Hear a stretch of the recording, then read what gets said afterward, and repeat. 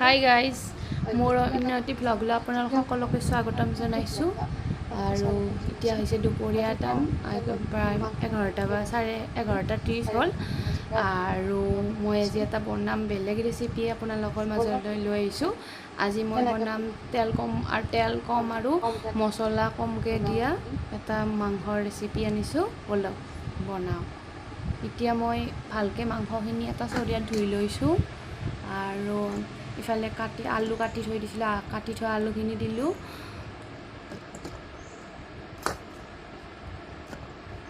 আৰু পিঁয়াজ কাটি থোৱা পিঁয়াজখিনিও দিলোঁ।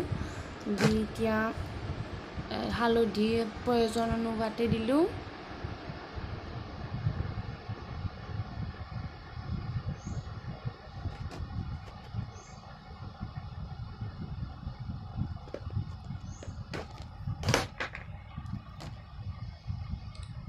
এতিয়া ধনিয়া গুড়ি দিলোঁ অলপ প্ৰয়োজন অনুসাৰে,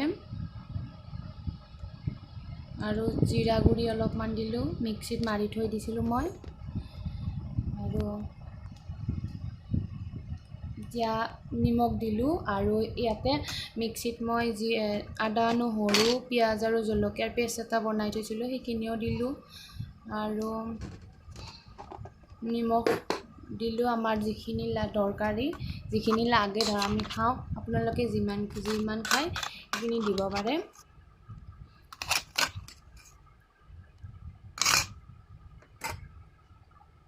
আৰু এতিয়া দিম মই তেল, যিহেতু তেল কমকৈ দিমেই, অলপমান দিছোঁ তেল, বেছি দিয়া নাই।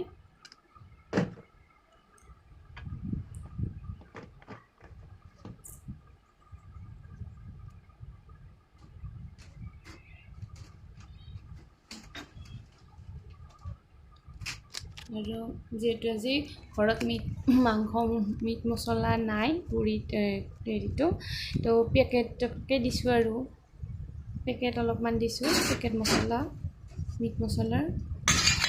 আৰু এইখিনি গোটেইখিনি এতিয়া মেৰিনেট কৰি ল'ম।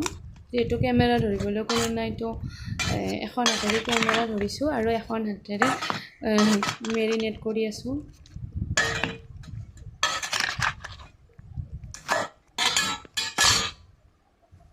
আৰু এতিয়া কেৰাহী এটাত তেল অলপমান দিছোঁ, পাঁচফোৰণ দি তেজপাত দুটা দিছোঁ ধুই।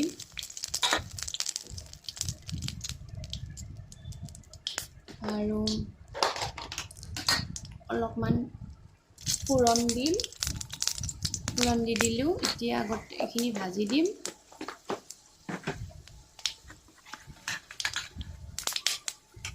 এতিয়া মেৰিনেট কৰি থোৱা মাংসখিনি তেলখিনি লৈ ভাজিম।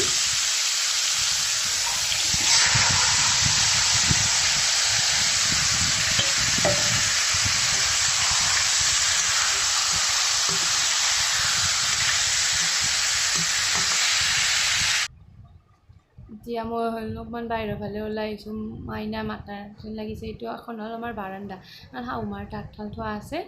আৰু ইফালে হ'ল আমাৰ শিৱ মন্দিৰটো, আৰু সেইফালে আগফালে চোতাল, আৰু ইফালে হ'ল বাৰী।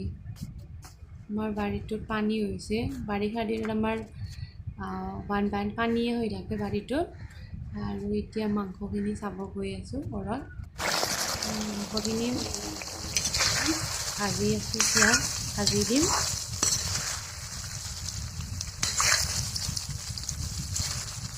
অলপ সিজিব দিম কম স্পীডত। আৰু ইফালে গৰম পানী অলপমান বহাই দিছোঁ মাংসত দিয়াৰ কাৰণে। আৰু এতিয়া ঢাকনি দি মাংসখিনি কম স্পীডত দি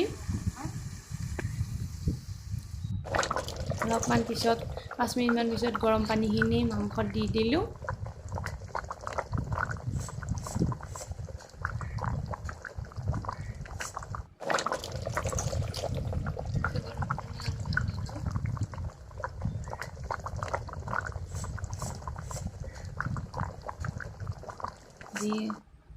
এতিয়া মাংস সিজাৰ কাৰণে মোৰ মাংসখিনি হৈ গ'ল। এয়া হ'ল মোৰ ভাত বনাইছোঁ, মাংস, আৰু মই ঘৰতে বনোৱা তেতেলী, আম আৰু বগৰীৰ আচাৰ, আৰু 2টা জলকীয়া আৰু নেমু এক পিচ। আজিলৈ ইয়াতে সামৰণি মাৰিছোঁ মোৰ ব্লগটোৰ। Bye bye.